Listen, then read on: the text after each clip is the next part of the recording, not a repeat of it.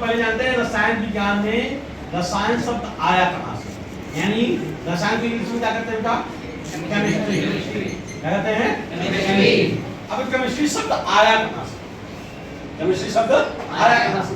तो केमिस्ट्री शब्द किससे बना है? कीमिया शब्द से बना है। किससे बना है? कीमिया शब्द। कीमिया शब्द से क्या बना है? केमिस्ट्री। अब ये कीमिया शब्द कहाँ से आया? कीमिया में देखोगे ये शब्द आया है मिस्र से। कहाँ से आया है? मिस्र से। नहीं, कुछ लोग मानते हैं कहाँ से? चीन से। तो चीन नहीं, इसको कहाँ से कहते हैं? मिस्र से। किससे कहते हैं? मिस्र से। तो मिस्र से आया है कीमिया शब्द से केमिस्ट्री का निर्माण हुआ, ठीक है। अब बात आती है कि इसके जनक कौन है?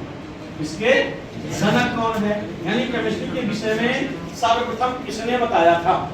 तो इसके जनक माने जाते हैं, कौन माने जाते भैया? लेवाशिये एंड पीबी सीले। लेवाशिये, इनको इंग्लिश में पढ़ोगे तो लेवाजियर लिखा जाता है। क्या लिखा जाता है? लेवाजियर, लेकिन हम उसको पढ़ते हैं लेवाशिये। और पीबी सीले, लेवाशिये एंड पीबी सीले। अब लेवाशिये और पीबी सीले को रसायन विज्ञान का जन्म मानता है। लेकिन यही अगर भारत की बात किया जाए, भारत में आधुनिक रसायन विज्ञान के जनक, इसके आधुनिक रसायन विज्ञान के जनक किसको कहा जाता है? डॉक्टर प्रफुल्ल चंद्र राय। प्रफुल्ल चंद्र राय। अब देखो, लेवाशिये ने क्या किया था? ऑक्सीजन की खोज किया था। किसकी खोज किया था? ऑक्सीजन। और पीबी सीले ने किसकी खोज किया था? क्लोरीन गैस की। किसकी खोज किया था? क्लोरीन गैस की। और लेवाशिये ने किसने किसकी किया था? ऑक्सीजन गैस की खोज किया था। अब इन दोनों को क्या मानता है? रसायन विज्ञान का जनक। जनक मतलब पिता, रसायन विज्ञान का जनक। और भारत में आधुनिक रसायन विज्ञान के जनक को किसने मानता है? डॉक्टर प्रफुल्ल चंद्र राय। इन्होंने केमिस्ट्री का किताब 2-3 किताब लिखी है, उसमें इन्होंने वर्णन किया। अब शब्द आता है, केमिस्ट्री को हमने जान लिया। अब इसकी परिभाषा क्या होती है? इसकी परिभाषा कोई बताए? परिभाषा रसायन विज्ञान की कोई परिभाषा बताए? कोई बता सकता? कोई बता सकता? चलो आनंद बताओ। नहीं, चलिए हम बताते हैं। रसायन विज्ञान परिभाषा क्या होता है? जैसे हम पढ़ते थे, ये रसायन विज्ञान का एक क्या है? भाग है। विज्ञान का एक अंश को एक तरह से कहते हैं, अंश या भाग। विज्ञान का एक अंश और एक भाग। विज्ञान का एक अंश है, विज्ञान के भाग मान लेते हैं, प्रकार नहीं, विज्ञान के भाग, ठीक है। अब रसायन विज्ञान, पहले हम रसायन विज्ञान की परिभाषा समझते हैं। रसायन विज्ञान की परिभाषा क्या है? विज्ञान की वह शाखा जिसमें पदार्थों के संगठनात्मक, संरचनात्मक तथा अभिक्रियाओं का अध्ययन किया जाता है। यानी विज्ञान की वह शाखा जिसमें पदार्थों के संगठनात्मक, संरचनात्मक इकाई का अथवा पदार्थों की अभिक्रिया का अध्ययन किया जाता है, उसको क्या कहते हैं? रसायन विज्ञान। अब रसायन विज्ञान को इसके आधार पर कई भागों में बांट दिया गया है, मुख्यतः 3 भागों। कितने भागों में? मुख्यतः 3 भागों। पहला भाग क्या है? भौतिक रसायन। क्या है? भौतिक रसायन। दूसरा है कार्बनिक रसायन। क्या है? कार्बनिक रसायन। तीसरा क्या है? अकार्बनिक रसायन। क्या है? अकार्बनिक रसायन। तो भौतिक रसायन पहले नहीं था, पहले के दिन केवल 2 भाग थे, एक कार्बनिक रसायन था और एक अकार्बनिक रसायन था। एक कार्बनिक रसायन था और एक क्या था? अकार्बनिक। अकार्बनिक में ही भौतिक रसायन की व्याख्या की, जिसमें हम पदार्थों के मूल सूत्र का अध्ययन करते हैं, अणु सूत्र का अध्ययन करते हैं, परमाणु भार की संरचना करते हैं, इन सब की संरचना करते हैं, या मोलरता, ठीक ना, अनुपात का अध्ययन करते हैं। तो वो क्या होता है? भौतिक रसायन में आता है। किसमें जाता है? भौतिक रसायन। लेकिन वास्तव में देखा जाए तो रसायन विज्ञान को 2 भागों में बांटा गया, एक कार्बनिक रसायन और एक अकार्बनिक। एक कार्बनिक रसायन हो गया और एक क्या हो गया? अकार्बनिक। अब कार्बनिक रसायन क्या करते हैं? वह रसायन, यानी वह रसायन विज्ञान की, यानी रसायन विज्ञान की वह भाग हो गया, या वह प्रकार हो गया जिस तरह से जिसमें कार्बन के तत्वों का यानी कार्बन के यौगिकों का, कार्बन के यौगिकों का या कार्बन से रिलेटेड कोई भी हो जिसमें कार्बन हो, जिसमें क्या हो कार्बन हो, उसका अध्ययन किया जाता है। वह क्या कहलाता है? कार्बनिक रसायन, यानी रसायन विज्ञान की वह शाखा जिसके अंतर्गत कार्बन से संबंधित यौगिकों का अध्ययन किया जाता है या पदार्थों का अध्ययन किया जाता है, उसको हम क्या कहते हैं? कार्बनिक रसायन। उसको कहते हैं कार्बनिक। अब भैया तत्व कितने हैं? तत्व अगर देखें तो पूरे वर्तमान कितने तत्व हैं? 118 तत्व है। अब उन 118 तत्व में एक क्या हमारा क्या है? कार्बन है। बाकी 170 क्या है? कार्बन से अलग है। कार्बन से क्या है?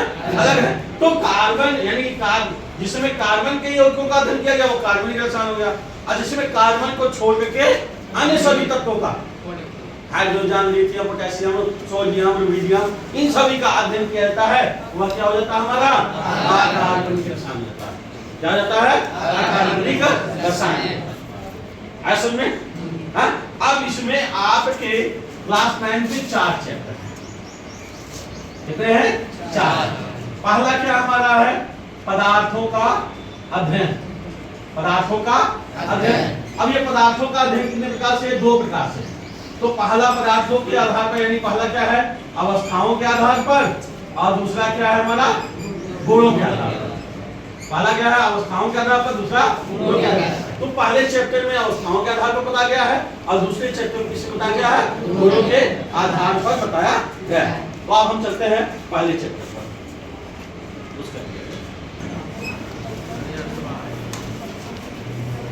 चलो अब आते हैं पहले चैप्टर पे। पहले हम समझते हैं किसको? पदार्थ। पहला चैप्टर क्या है? पदार्थ की विषय समझना है। तो पदार्थ क्या होता है?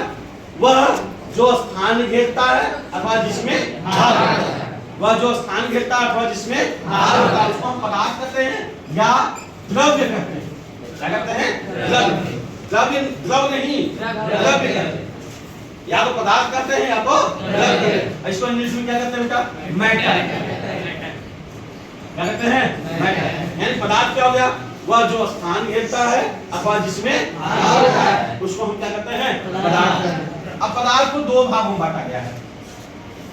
पदार्थ को कितने भागों में बांटा गया है? 2 भागों में। पहला क्या है? अवस्थाओं के आधार पर, अवस्थाओं के आधार पर, और दूसरा क्या है हमारा? गुणों के आधार पर। दूसरा क्या है? गुणों के आधार पर। पहला अवस्थाओं के आधार पर, दूसरा गुणों के आधार पर। अब अवस्थाओं के आधार पर देखा जाए तो पदार्थ को मुख्यतः 3 भाग होते हैं। पदार्थ में मुख्यतः कितने भाग होते हैं? 3। कौन कौन से होते हैं? ठोस, द्रव और गैस। 3 होते हैं, लेकिन इसके अलावा भी कई पार्ट होते हैं, लेकिन उसको हम मूल पार्ट नहीं करते, यानी मूल भाग नहीं करते। जैसे प्लाज्मा हो गया, क्या हो गया? प्लाज्मा। कोलाइडी कण हो गया, प्लाज्मा हो गया, कोलाइडी कण हो गया। तो इसको अगर देखा जाए तो 4-5 भाग बटन, लेकिन इसके मूल भाग जो होते हैं क्या होते हैं? 3। ठोस, द्रव और गैस। ठोस, द्रव और गैस। अब उसी प्रकार से देखें गुणों के आधार पर, तो गुणों के आधार पर 2 प्रकार होते हैं पदार्थ। कितने प्रकार होते हैं? 2 प्रकार के। एक होता है शुद्ध पदार्थ, एक होता है शुद्ध, और एक होता है अशुद्ध पदार्थ। शुद्ध पदार्थ और अशुद्ध पदार्थ। अब शुद्ध पदार्थ क्या हो गया? शुद्ध पदार्थ कितने प्रकार होते हैं? 2 प्रकार के। कौन कौन से? तत्व और यौगिक। तत्व और यौगिक होते हैं। अशुद्ध पदार्थ भी कितने प्रकार होते हैं? 2 प्रकार के। कौन कौन से भैया? एक मिश्रण होता है और एक क्या होता है? अमलगम होता है। क्या होता है? अमलगम होता है। यानी एक मिश्रण होता है, एक कहता है अमलगम। अमलगम क्या हो गया? वह मिश्रण जिसमें पारा मिला, वह मिश्रण जिसमें क्या हो? पारा मिला हो। पारा धातु जानते हो? पारा क्या एक धातु है और जो इसमें क्या है? द्रव अवस्था में पाता है। पारा किससे प्रदर्शित करते हैं? Hg से। लेकिन अगर यही एक सूत्र बन जाता है HGS, ये क्या है कोई बता दे? HGS मर्क्यूरस सल्फाइड, इसको क्या कहते हैं? ये सबके घर में यूज होता है। सिंदूर। इसको क्या कहते हैं? सिंदूर। प्राचीन काल में सिंदूर को लोग सिंदूर के साथ क्या करते थे, ऑयल तेल सरसों का तेल मिला करके गटक जाते थे। तो गटक जाते थे तो इसका मतलब क्या हो गया, उससे क्या होता है, मर्करी हमारे शरीर फैल जाती थी, और जब मर्करी से फैल जाती तो धीरे धीरे सल्फाइड बना देता था और पॉइजन बनाता था, और शरीर में पॉइजन बनने के कारण और उसकी मृत्यु हो जाती थी। लेकिन यह क्रिया बहुत धीमी और गति से होती है, इसलिए एडवांस मनुष्य मरता नहीं। अगर ऐसी घटना किसी के घर में हो जाए, सपोज दैट ऐसी घटना किसी के घर में हो जाए, तो उसको क्या करना चाहिए, नमक, ढेर सारा नमक लेना चाहिए और उसको पानी में घोल करके, मतलब अगर थोड़ा सा पानी है उसमें ज्यादा नमक घोल और उसको घोल को किसी उस व्यक्ति को पिला दो, तो पिला दोगे तो तुरंत क्या हो जाएगा, उल्टी हो जाएगी और उस जहर का प्रकोप क्या हो जाएगा, खत्म हो जाएगा। वो अब रिएक्शन करता है, ये क्या होता है, रिएक्शन करता है, यानी नमक और जल का घोल क्या करता है, HCl से रिएक्शन करता है और रिएक्शन करने के बाद ये क्या करता है, बाहर निकाल देता है, तो उस मनुष्य को बचाया जा सकता है, ठीक ना। चलो, तो क्या हो गया भैया, अशुद्ध पदार्थ कितने प्रकार हो गए, दो, एक का मिश्रण हो गया और एक क्या हो गया, और यहाँ पर शुद्ध पदार्थ कितने प्रकार हो गए, दो, तत्व और यौगिक। अच्छा, तत्व कितने प्रकार होते हैं, तीन, तत्व कितने प्रकार हैं, तीन, कौन कौन से, धातु, अधातु और उपधातु, धातु, अधातु और उपधातु। और यौगिक कितने प्रकार होते हैं बेटा, दो प्रकार, कौन कौन से, कार्बनिक यौगिक और अकार्बनिक यौगिक, कार्बनिक यौगिक और अकार्बनिक यौगिक, ठीक है। उसी तरह से मिश्रण को देखा जाए तो मिश्रण भी कितने प्रकार होते हैं, दो प्रकार के, एक क्या होता है समांगी मिश्रण और एक क्या होता है विषमांगी मिश्रण। क्या होता है, एक समांगी मिश्रण होता है और एक क्या होता है विषमांगी मिश्रण, ऐसे में। चल अब हम आते हैं ठोस, द्रव और गैस। ठोस, द्रव और गैस। तो ठोस क्या होता है, वह पदार्थ जिसका आयतन और आकृति, आयतन और आकृति दोनों निश्चित हो, जिसका आयतन और आकृति दोनों निश्चित हो। पहला चीज तो उसका आयतन और आकृति निश्चित। जैसे देखो ये हमने के लिया क्या, अब जैसे क्या है, आयतन आकृति निश्चित है, कैसा है, खरबूजा का, खरबूजा का ना, खरबूजा मतलब एक इधर हो गया, एक इधर हो गया, इधर हो गया, इधर हो गया, नीचे ऊपर, है ना, एंड 6 इसके फलक हो गए, तो ये क्या हो गया, खरबूजा का हो गया, है ना, लंबाई, चौड़ाई और ऊंचाई तीनों हो गए, तो ये खरबूजा का हो गया। अब इसका आयतन नापोगे तो आयतन भी क्या होगा, निश्चित होगा, है ना, एंड जैसा आकृति है उसके आधार पर इसका आयतन हो जाएगा। इसका मतलब ठोस का आयतन और आकृति दोनों क्या होती है, निश्चित। अच्छा बताओ भैया, इसको हम तोड़ना चाहे तो टूट सकता है, नहीं, तोड़ना जाए तो नहीं सकता। इसका मतलब इसके जो अणु होते हैं वह क्या होते हैं, बहुत पास पास। इसके जो अणु होते हैं वह क्या होते हैं, बहुत पास पास, यानी अणुओं के बीच जो दूरी होती है उस दूरी को हम क्या कहते हैं, आणविक दूरी। क्या कहते हैं बेटा, आणविक दूरी कहते हैं, यानी जो अणुओं के बीच की दूरी होती है उसको कहते हैं आणविक दूरी। यानी ठोस में अणुओं के बीच की आणविक दूरी बहुत ही कम होती है, बहुत ही कम मतलब नगण्य, न के बराबर होती है, न के बराबर होती है, तभी तो पास पास स्थित होते हैं। हाँ, और जब दूरी कम होगी तो इनके बीच लगने वाला बल क्या होगा, बहुत अधिक होगा, तभी तो हम इसको तोड़ नहीं पाते हैं। हाँ, अगर इसके बीच बल कम होता तो हम इसको तोड़ देते, लेकिन इनके बीच का बल बहुत अधिक होता है, बहुत ज्यादा शक्तिशाली होता है। यानी जो इनके बीच लगने वाला बल होता है उसको कौन सा बल कहते हैं, अंतरा अणुक बल कहते हैं, अंतरा अणुक बल। दो अणुओं के बीच की दूरी को क्या कहते हैं, दो अणुओं के बीच लगने वाले बल को अंतरा अणुक बल क्या कहते हैं, अंतरा अणुक बल। यानी इनके अणुओं के बीच की जो लगने वाला बल होता है वो बहुत ही अधिक होता है। और ये कैसा होते हैं, कठोर होते हैं। कठोर मतलब इसको तोड़ नहीं सकते हैं, ये क्या होते हैं, कठोर होते हैं। तो कहना बताया चार क्या चीज होता है ठोस के, पहला क्या बताया, आयतन और आकृति निश्चित होते हैं। दूसरा क्या हमने बताया, इनके अणुओं के बीच की दूरी बहुत ही कम यानी नगण्य होती है। तीसरा हमने क्या बताया, अणुओं के बीच लगने वाला अंतरा आणविक बल बहुत ही अधिक होता है, बहुत ही अधिक होता है, ठीक है। अब चौथी चीज, चौथी बात क्या होगी, ये क्या होते हैं, कठोर होते हैं। ये क्या होते हैं, कठोर होते हैं। जैसे जैसे ईंट, पत्थर और सोना चांदी, है ना, ये सब है ना। तो जितने भी वर्तमान में ठोस पदार्थ हैं उन सबको हम कर सकते हैं, ठीक है। अब बात आती है किसकी, द्रव। अच्छा, द्रव क्या है? द्रव को क्या कहते हैं? इसका आयतन निश्चित होता है। आयतन क्या होता है? निश्चित होता है, लेकिन आकृति अनिश्चित होती है। यानी आकृति निश्चित नहीं होती। क्यों आकृति निश्चित नहीं होती है? क्योंकि द्रव क्या है? पानी है बेटा। पानी को अगर हम गिलास में डालेंगे तो कैसा होगा? गिलास क्या आकृति का लेगा? अगर किसी बड़े बर्तन में रखोगे तो बड़े बर्तन की आकृति लेगा। मतलब जिस बर्तन में इसको रखा जाता है उसकी आकृति ग्रहण कर लेता है, यानी इसकी आकृति निश्चित नहीं होती। यानी आयतन निश्चित होता है लेकिन आकृति निश्चित नहीं होती। और दूसरा क्या होता है? इनके अणुओं की बीच दूरी क्या होती है? ठोस की अपेक्षा ज्यादा होती है। ठोस की अपेक्षा क्या होती है? ज्यादा। तभी तो हम बर्तन में पानी को गर्म करते हैं, तो जब गर्म करते हैं तो कौन सी क्रिया होती है? संवहन। कौन सी क्रिया होती है? संवहन। जब पानी को गर्म करेंगे तो नीचे वाला जो पानी होता है वो क्या होता है? गर्म होकर के कहां चला जाता है? ऊपर।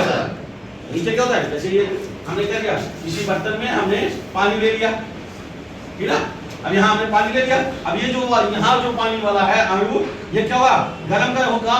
गर्म होकर कहाँ आ जाएगा? यहाँ आ जाएगा। और यहाँ जो है ठंडा वाला है, वो ठंडा वाला धीरे धीरे कहाँ आ जाएगा? यहाँ। मतलब ये ऐसे प्रक्रिया चलती रहती है।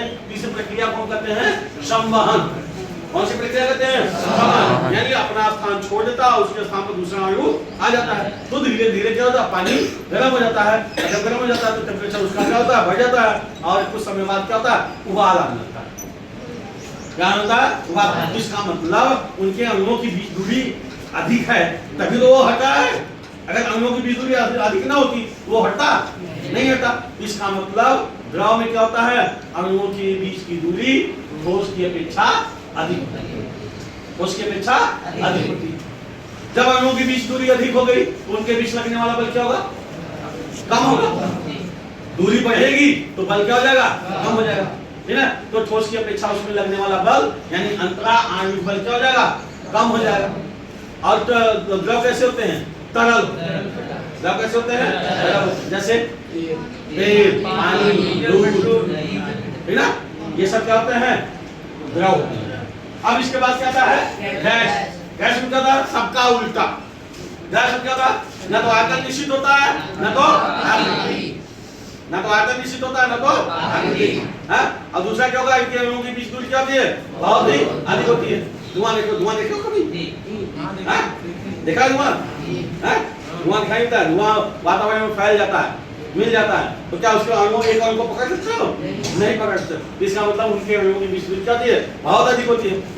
बहुत अधिक होती है। अच्छा, बहुत अधिक होती है तो उनके बीच लगने वाला बल ना के बराबर होगा, एक भी नहीं लगेगा, बहुत ही कम लगेगा। यानी उनके अणुओं के बीच लगने वाला बल क्या होगा? बहुत ही कम होगा। ये कैसे होते हैं? दृष्टिहीन दिखाई देते हैं? धुआं दिखाई देता है? गैस दिखाई देती है? हवा दिखाई देती है? नहीं ना, तो इसको हम देख जल्दी नहीं सकते, देख नहीं सकते हैं। तो ये क्या होता है? वायुमंडल में मिल जाता है ना? जैसे hydrogen gas, oxygen gas, nitrogen gas, chlorine gas, है ना? ये सभी क्या होते हैं? गैस। तो आ गया समझ में? आज के लिए बस इतना ही। कल इसको पूछूंगा, और जिसको नहीं याद है फिर समझेगा, ठीक है ना?